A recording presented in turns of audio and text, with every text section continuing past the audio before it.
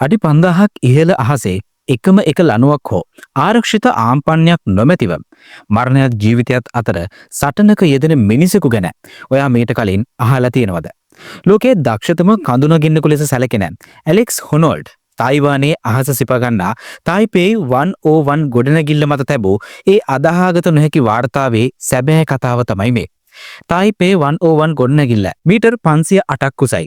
ඒක ලොව තිබෙන උසම ගොඩනැගිලි අතරින් එකක්. මෙතෙක් කිසිදු මිනිසෙකු නොකළ අයුරින් කිසිදු ආරක්ෂිත වැටක් හෝ ලණුවක් භාවිතා නොකර තමන්ගේ දෑත් සහ දෙපා ශක්තිය පමණක් උපයෝගී කරගෙන මෙම දැවැන්තයා තරණය කරන්න ඇලෙක්ස් තීරණය කළා.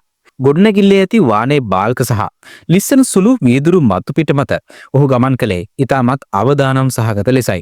ඇතැම් අවස්ථාවලදී ගොඩනැගිල්ලේ ඉහළම කොටසේදී පැයට කිලෝමීටර ගණනක වේගයෙන් හමා ආ දැඩි සුළං තත්ත්වයේ හමුවේ ඔහුගේ ජීවිතයේ නූලෙන් බේරුණු අවස්ථාත තිබුණා.